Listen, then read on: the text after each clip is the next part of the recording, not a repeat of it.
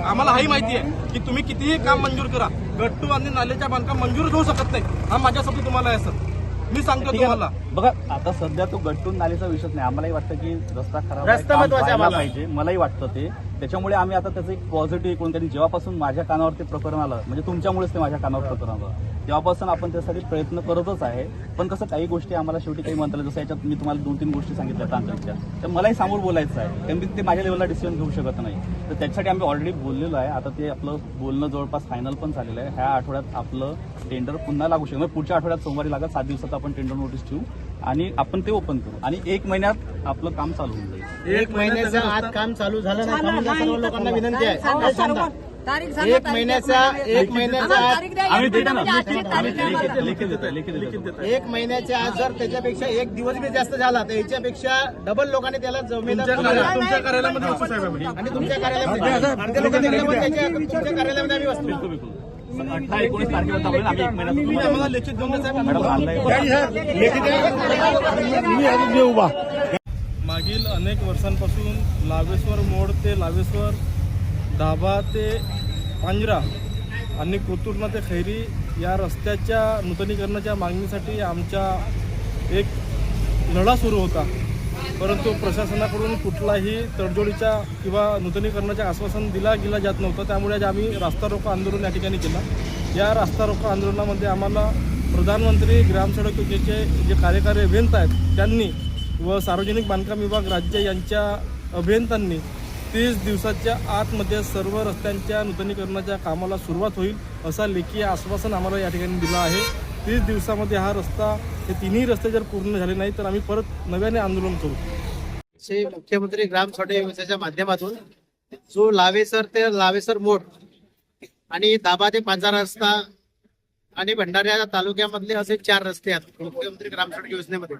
परंतु त्याच्यामध्ये असे टेंडर प्रोसेस आणि टेंडर प्रोसेस आता बीट फुललं सगळं काय झालं ओपन करायचं. 1 महिन्याच्या तांत्रिक अडचणीमुळे तो पुन्हा रिवाईज करण्यात आला. आणि रिवाईज यासाठी करण्यात आला की सदर त्याच्यामध्ये गट्टू पाहिजे, बंदिस्त नाल्याचा विषय पाहिजे.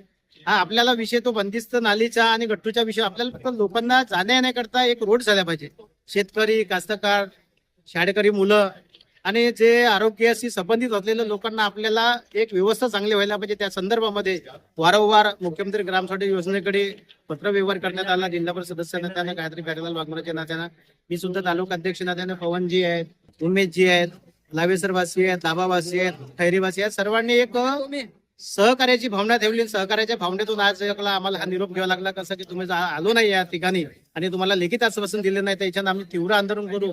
परंतु पोलीस प्रशासन, गावकरी, ऑटो चालक मालक याच्या वतीने मुख्यमंत्री ग्राम सडक योजना आणि जो दाबा मोड ते बेटाळा एक BNCचा रोड आहे त्याच्यामध्ये मिसिल साहेब त्यांनी सुद्धा त्या रोडाचे डागडुगी करून आणि ट्रिमर करून देतो, झाडाची सफाई करून त्याबद्दल लेखी आश्वासन दिलं. त्यामुळे हा आमचं आंदोलन इथं शांत पद्धतीने पार पाडतो. 1 महिन्याच्या आज जर झालं नाही याला सर्वस्वी जबाबदार BNCचे पदाधिकारी राहतील, मुख्यमंत्री ग्राम सडक योजनेचे पदाधिकारी राहतील असे मी समस्त नागरिकांच्या वतीने ग्वाही देतो. माझं नाव सौ अर्चना गणेश काळे, मी लावेसर ग्रामपंचायतीचे सरपंच आहे.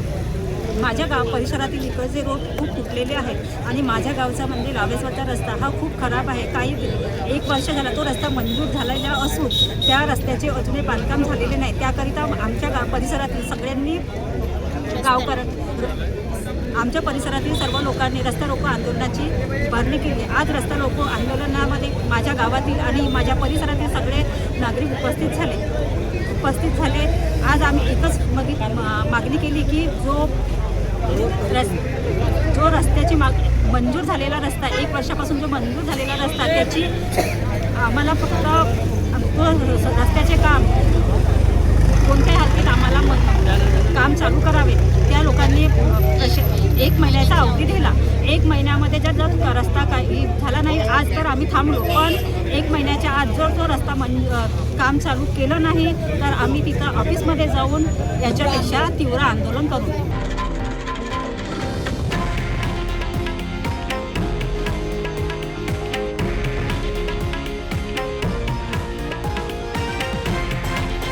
हे आहे देशातील नंबर 1 न्यूज नेटवर्क आणि आपण पाहत आहात TV9 मराठी, एकमेव.